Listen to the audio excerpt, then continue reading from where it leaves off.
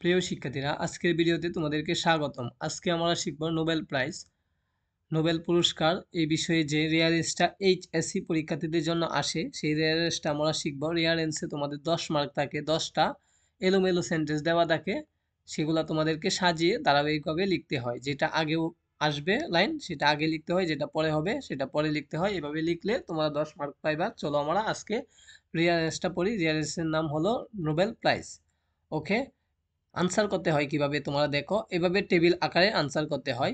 1 থেকে সিরিয়ালে 10 পর্যন্ত লিখবা। লিখার পরে যে লাইনটা এলোমেলো দেওয়া আছে, লাইনগুলা যে লাইনটা সর্বপ্রথম হবে সেই লাইনটা এই 1-এর সোজাসুজি বক্সে বসবে। এভাবে দ্বিতীয় লাইনটা 2-এর সোজাসুজি বক্সে বসবে, তৃতীয় লাইনটা 3-এর সোজাসুজি বক্সে বসবে, সবার শেষে যে লাইনটা হবে সেটা এই 10-এর সোজাসুজি লাইনে বসবে। এভাবে ধারাবাহিকভাবে তোমরা সাজাইবা, টেবিলে উত্তরগুলা লিখবা। লিখার পরে আনসার লিখে এভাবে তোমরা সুন্দর করে প্রথম লাইনটা সর্বপ্রথম লিখবা, দ্বিতীয় লাইনটা এখানে লিখবা, এরপরে ধারাবাহিকভাবে তৃতীয় লাইনটা চতুর্থ লাইনটা এভাবে লিখে একটা প্যারাগ্রাফ আকারে দিয়া দিবা। সম্পূর্ণটা এভাবে লিখে দিবা, খাতায় দেখে দেখে তোমরা লিখে দিবা। এভাবে তোমাদেরকে আনসার করতে হবে। চলো আমরা এখন শিখি। এখানে প্রত্যেকটা রিয়ারেঞ্জ যে আমি পড়াচ্ছি সেগুলো বাংলা অর্থ সহকারে পড়াচ্ছি, কেননা বাংলা সহকারে পড়লে তোমাদের মনে থাকবে। বাংলা সহকারে যদি না পড়ো তাহলে তোমরা অবশ্যই এগুলা ভুলে যাইবা। সেই জন্য বাংলা সহকারে তোমাদেরকে রিয়ারেঞ্জ পড়তে হবে।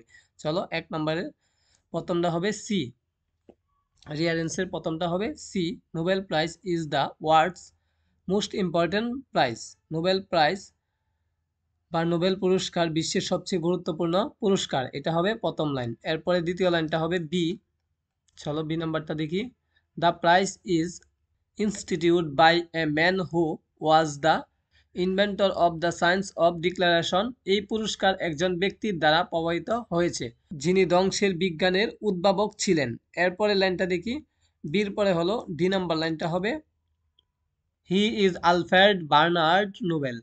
তিনি আলফ্রেড বার্নার্ড নোবেল, তার নাম ছিল কি, তিনি একজন ছিল আলফ্রেড বার্নার্ড নোবেল। এরপরে হবে যে নাম্বারটা, আমরা দেখি he was born in Stockholm on 21 October 1833 and he died on 10th December.